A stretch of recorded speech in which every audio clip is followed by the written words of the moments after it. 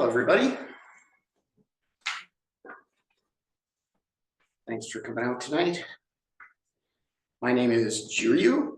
I am one of the senior teachers here at the Minnesota Zen Meditation Center. And that is a weird thing to see printed down because I've been training here for 10 or 11 years. And I just recently got my Dharma transmission. So I'm a fully vetted priest. Interesting. Don't feel any different. But there you go. Tonight, I'm going to be talking about not knowing.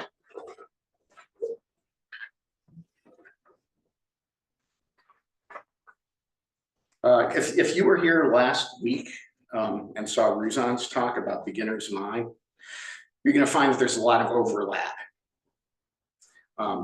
They're similar concepts. Not identical, but similar. We'll be going over some of the same ground.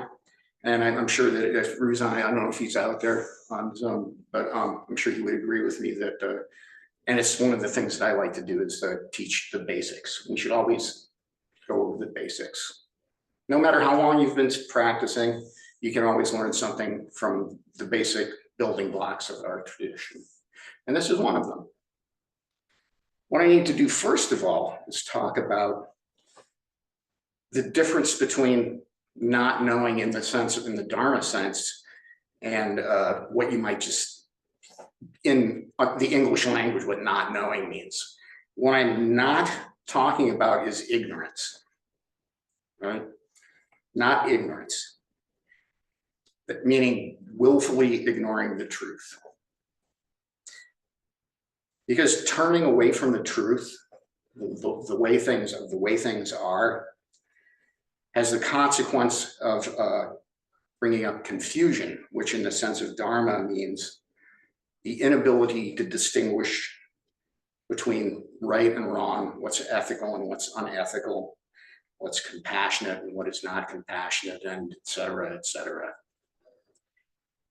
What I am talking about is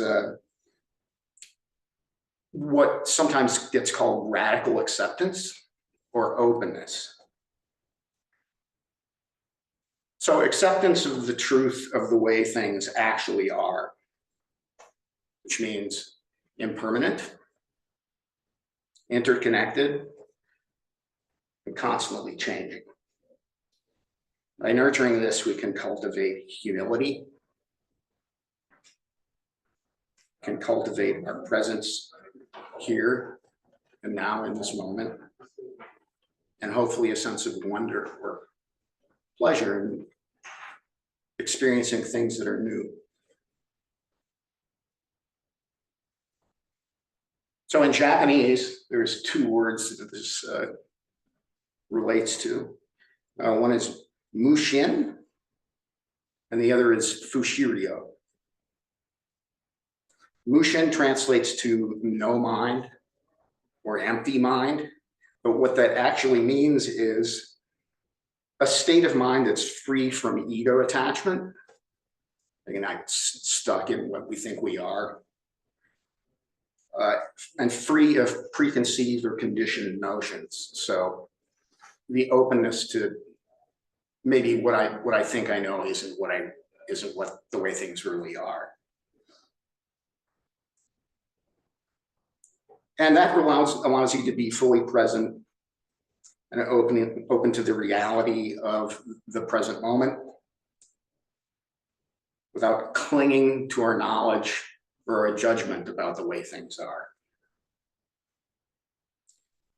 And fushiryo means non-thinking. I don't know how long you guys have been around Zen practice, but there's a very famous story that I want to go into here. I'm not sure what the source of this is, because sometimes these stories, it's really hard to track down the historical basis for them. But here's the story, and some of you have probably heard this. When priest Yao Shan was sitting in meditation, a monk passing by asked, "What do you think about when you're sitting in steadfast composure?"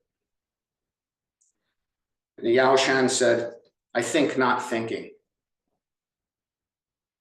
The monk said, how do you think not thinking?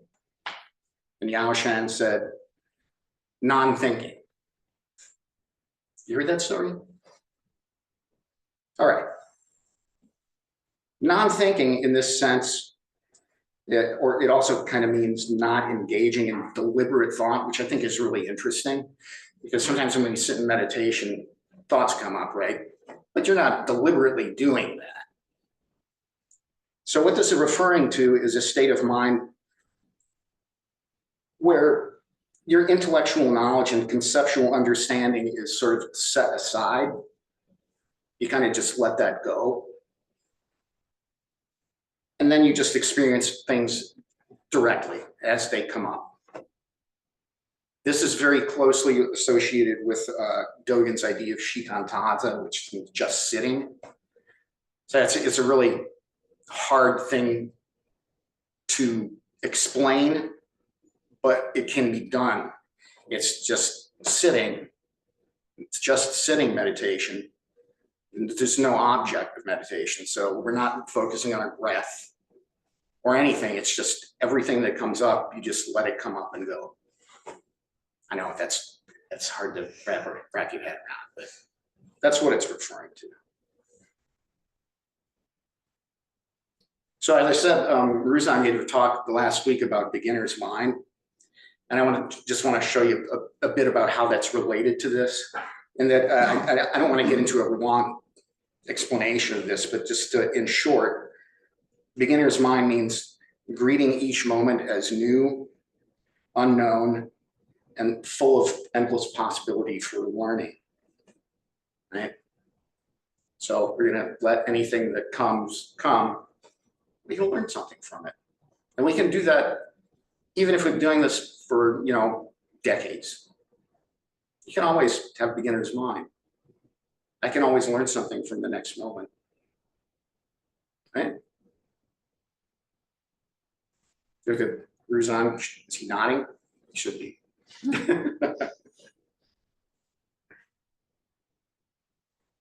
Human beings, and I'm one. I think you are too. I don't know. I don't know. It's not knowing. But human beings have a tendency to cling to certainty. Certainty and control. We're addicted to habit and routine and ritual. I don't know about you, but I have a routine that I go through every morning. When that gets interrupted, it throws me into a little bit of emotional turmoil. And depending on what the routine is, it can throw you into a lot of emotional turmoil.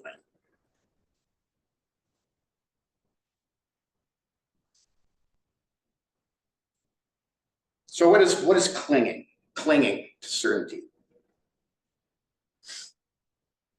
Here's an explanation that comes from the Pali Canon. Pali Canon is the so-called original teachings of the Buddha, very ancient writings. This comes from a scripture called the Samadhi Sutta. And Shariputra is talking here. It's weird, the sutra to have Shariputra talking, but he's talking to a group of monks. Usually it's the Buddha, but in this case it's Shariputra. And he says, there are these 4 kinds of clinging. Clinging to sensual pleasures, clinging to views, clinging to rules and observances, and clinging to a doctrine of self. So I'm just going to paraphrase this. I'm certain that I know how I have felt, how I will feel, that my views are correct, and they'll never change, that my rules and conduct are correct and will never change, that the essence of what I am right now is what I have always been and what I will always be. You can see just hearing that, you're kind of stuck. This is the illusion of control, certainty. It creates suffering, or actually it creates dukkha. In Buddhist Dharma, we have the Four Noble Truths, which are, there is suffering, there's the cause of suffering, which is grasping, craving, clinging. There's the end of suffering, and the end of suffering is Buddhist practice. I prefer to use the word dissatisfaction. I like that word better because suffering kind of has sort of the feeling of like physical pain, and I don't care how much you meditate. That's not going to make it go away. What it can make go away is the idea like, oh, I deserve to be in pain. That part we can help with. But that's the illusion of control. We all know that plans can and do sometimes not come out the way we are attached to. When that happens, it causes us unnecessary discomfort.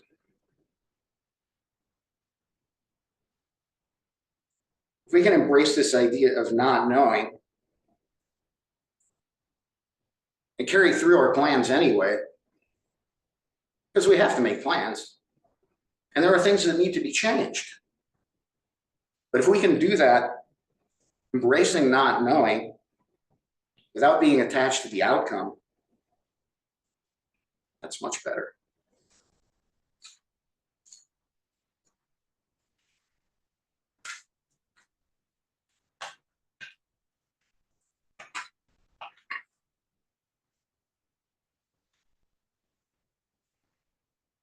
So this idea of not knowing can actually aim us towards wisdom or knowledge. Not knowing, aiming us toward knowledge. That's interesting, isn't it? Not knowing fosters curiosity and learning. Pretty simple. If I don't know, it fosters my seeking.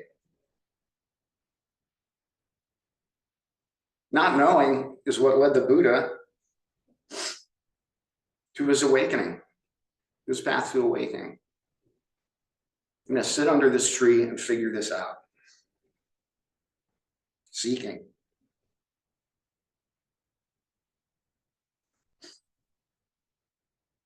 It may have led some of you here. It may have led me here. I want to know what this is about. Why am I so dissatisfied with my experience of being a human being?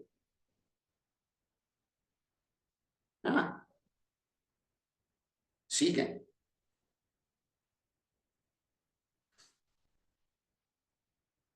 Not knowing seeks, expands knowledge, right? Expands knowledge in creativity and art and innovations in science. The process of science is constantly moving forward because you don't know.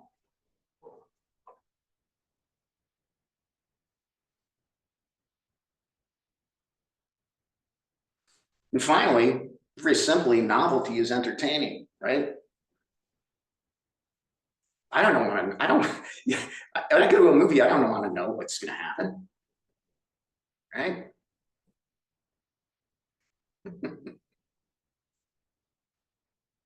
I was saddened by the death of David Lynch, you know, the director, because this was an artist who was strangely a long-term meditator. He'd been a meditator his entire life. But also his films, you never knew what was going to happen. It's wonderful.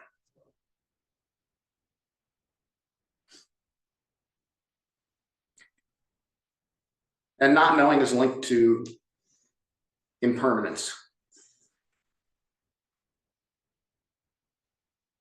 Everything begins, exists, and ends. We don't know when. We don't know.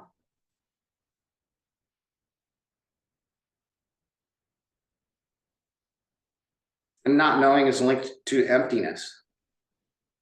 Emptiness of a pre-existing permanent essence. That means is everything is interconnected. We don't know the vastness of those connections. If you do formal Zen practice, we have oryoki, our eating practice. We do chants. There's a part of the chant that goes, we reflect on the effort that brought us this food and consider how it comes to us. Have you ever done that? Ever drilled down into that? It's astounding.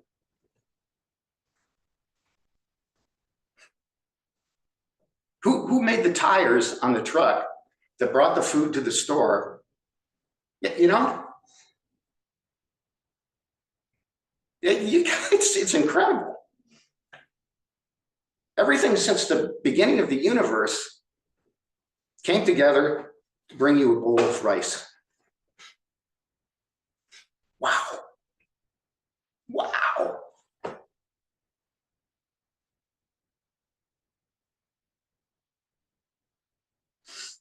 So here's a couple of koans or stories. This is the most obvious one, so I've got to put this one in here. This is case number 20 from the Book of Serenity. Dijon asked Feyan, "Where are you going?" Feyan said, "Around on pilgrimage." Dijon said, "What is the purpose of pilgrimage?" Feyan said, "I don't know." Dijon said, "Not knowing is most intimate."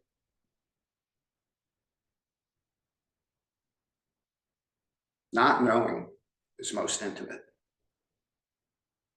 What's the closest thing to the truth?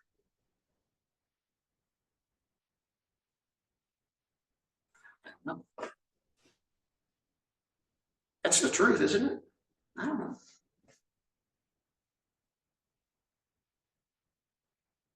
And I've got to put one in here by Hui Neng because he's my guy. I love stories about Hui Neng. This is also very hard to track down historically, but it's a very well-known story especially in the Korean Zen tradition. And I just think it's wonderful. Also, partially because it's kind of funny. But here's how it goes. Hui Jiang entered the room and bowed to Hui Neng. He was a guy who had come from a long ways away to study in a monastery with Hui Neng. Hui Neng asked, "Where do you come from?" "I came from Mount Sung," replied Hui Jiang. "What is this? And how did it get here?" demanded Hui Neng. Hui Jiang could not answer and remained speechless. He practiced for many years until he understood. He went to see Hui Neng to tell him about his breakthrough. And Hui Neng asked again, "What is this?"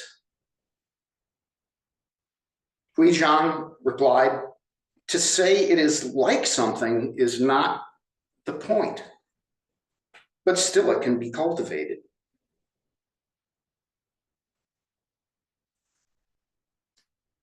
He realized anything I say about it is not going to be it.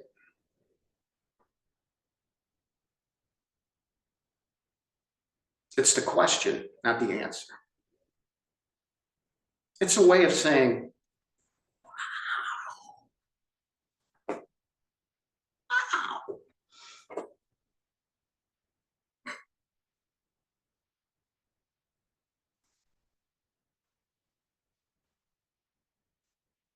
Wonder and not knowing can be cultivated.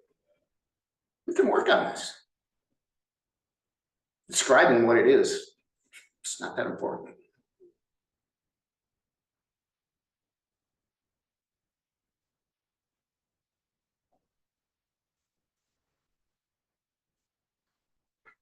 So I want to share a quick guided meditation here on this. So just get in a position where you're comfortable.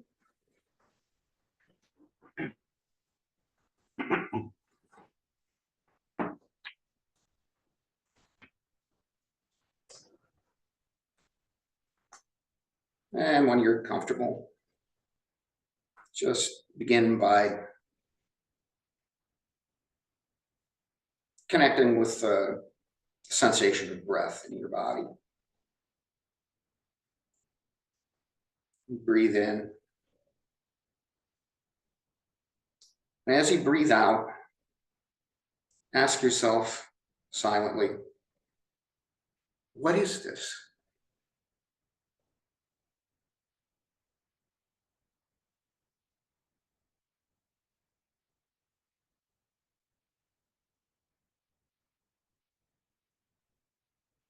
Each breath you breathe out, just ask, what is this?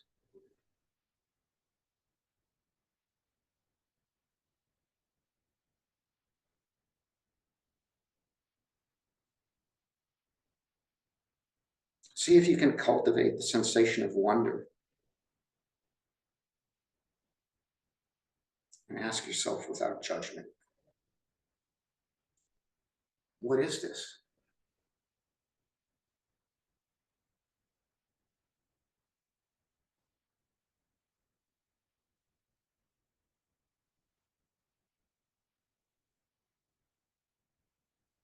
Avoid trying to solve the question. It can't be solved by speculation or by logic.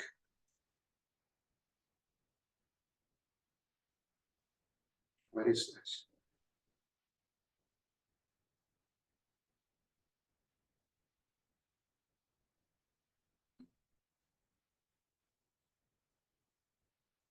See if you can ask this question from deep in your body, from the center of your body, instead of your mind and your head.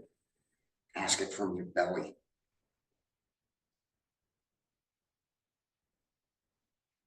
What is this?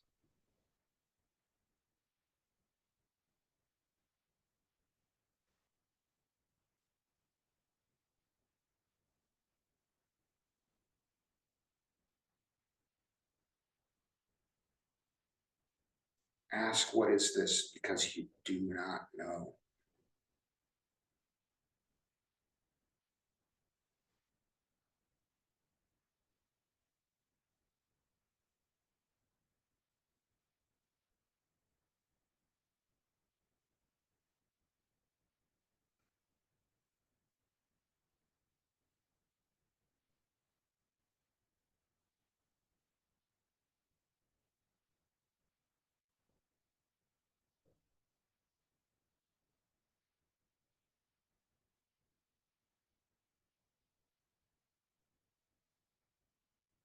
If you become distracted, just come back to the question again and again without judgment.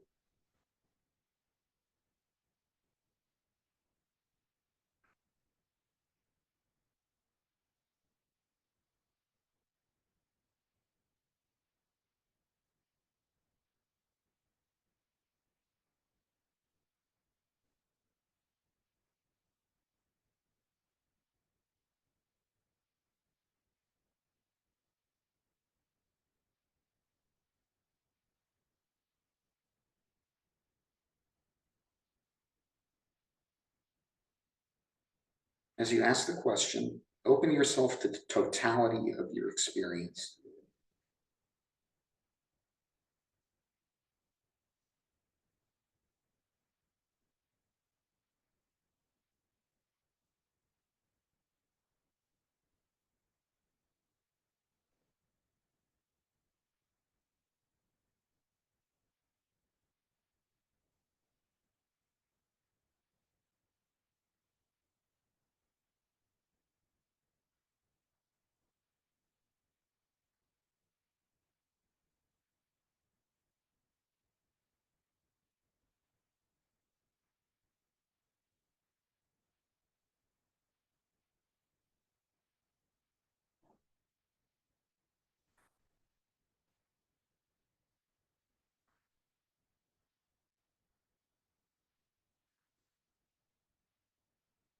Now just gently drop the question.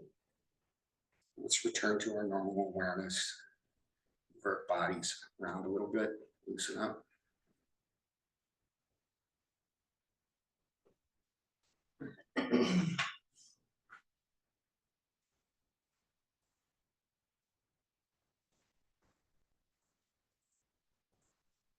In our daily lives, our relationships with our partners, our friends, family, people we work with, all this changes, grows, begins, and ends.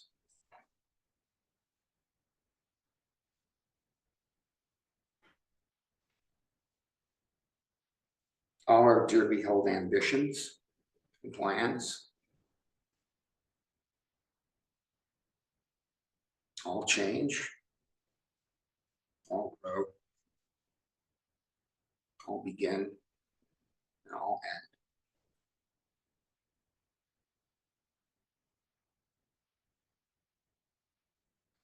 We can't know the outcomes of these things.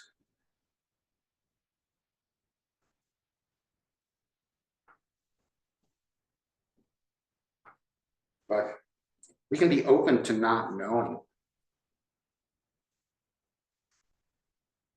how these things will turn out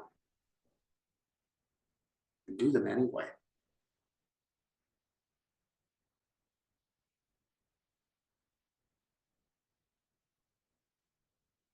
Our not knowing builds compassion and empathy and kindness and patience. Ourselves and with others. Because not only do I not know, but because I know I'm a human being, and I'm assuming you are too, you don't either.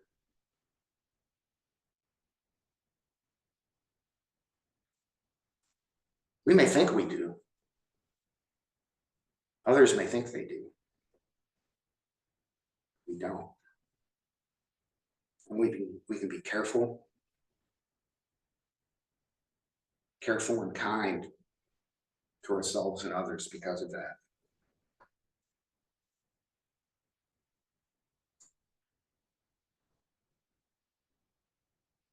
By doing so, we can reduce some of our reactivity and nurture resilience for when things go wrong.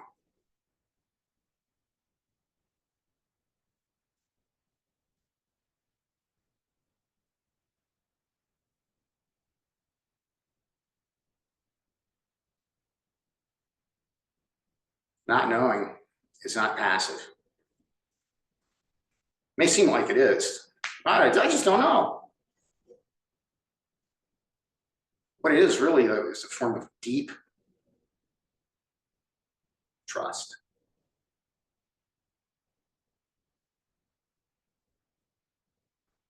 Trust in the benefit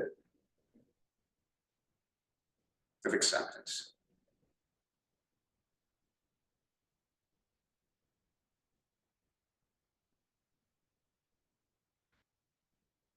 In one sense, we can connect this to faith in what the Dharma teaches us about the way life really is, about the way our experiences really are.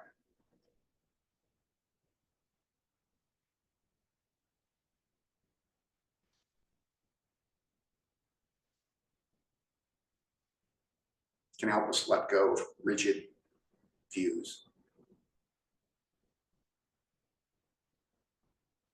and help us stay grounded in ethical principles.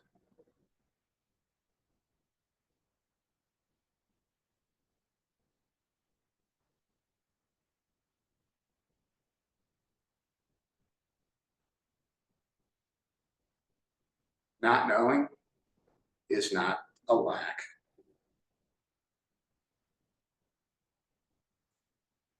but a doorway to boundless possibilities.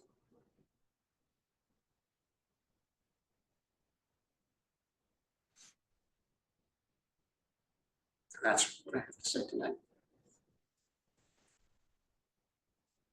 I'd like to open it up